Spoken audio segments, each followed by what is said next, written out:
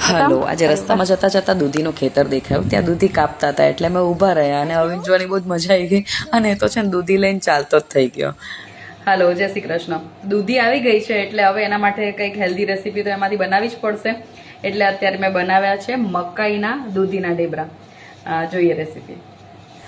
આમ જો તાજી કાપેલી દૂધી છે ને એની આમ મજા જ અલગ છે, એકદમ સરસ કૂણી કૂણી છે. હવે ઢેબરા બનાવવા માટે છે ને આપણે દૂધીને છીણી લઈએ, મોટી છીણીથી છીણશું કારણ કે પાણી ઓછું છોડે. જો ઝીણી છીણીથી છીણશું ને તો વધારે પાણી છોડશે. અને આપણે માત્ર દૂધીના પાણીથી જ લોટ બાંધવાનો છે. અને સાથે મેં લસણ અને લીલા મરચાં છે એને મોટા વાટી લીધા છે. મસાલામાં મીઠું, હળદર, લાલ મરચું, ધાણા પાવડર અને છે ને દેશી ગોળ લીધો છે એ લીધો છે. અને થોડીક આપણે ઘરે મેળવેલું છે થોડુંક સેજ ખટાશવાળું દહીં લીધું છે, એનાથી સરસ મજાનો આમ સ્વાદ આવશે. હવે આ જે ગોળ છે ને એને આમ પહેલાં થોડો અને સેજ તલ લઈ લીધા છે. ગોળ છે ને એને આમ થોડો મસળી લેવાનો પહેલાં અને પછી બધા મસાલાને બરાબર મિક્સ કરી લેવાના. સાવ દૂધી જો ઝીણી ખમણેલી હશે ને તો વધારે પાણી છોડશે એટલે વધારે લોટ નાખવો પડશે. અને આપણે મેક્સિમમ દૂધીનો ઉપયોગ કરવાનો છે. એટલે એક નાની વાડકી ભરીને હવે મેં મકાઈનો લોટ લીધો છે, એકદમ નાની સાઇઝની વાડકી છે. અને હવે બરાબર એ જ પાણીથી, આપણે મોણે નથી નાખ્યું, ખાલી દૂધીનું પાણી અને દહીં. અને અત્યારે એકાદ ચમચી મેં ખાલી ચણાનો લોટ લીધો છે. અને હવે આપણે એને બરાબર મસળી લઈએ. અને બરાબર આપણો લોટ બંધાઈ જાય એટલે થોડી વાર માટે એને આપણે ઢાંકી દઈએ.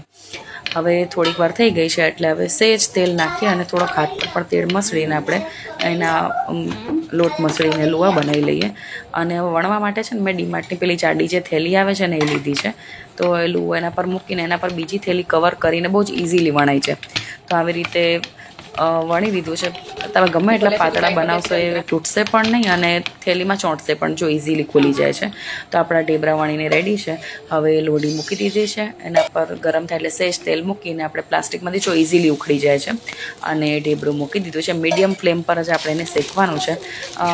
બહુ જ ઇઝીલી ફરી પર જે પહેલું ઢેબરું છે ને એટલે સેજ ચોંટે, પછી તો બીજા ઢેબરાથી તો ખૂબ ઇઝીલી શેકાઈ જતું હોય છે ને આપણા ઘરે જેવું ખવાતું હોય એ પ્રમાણે શેકી લેવાનું. અને આપણા ઢેબરા રેડી છે. તો ઢેબરા બનીને રેડી છે. એને ચા સાથે બહુ જ મજા આવે. અત્યારે હું દહીં સાથે ખાઉં છું. ઘરના દહીં સાથે પણ ખૂબ મસ્ત લાગતા હોય છે.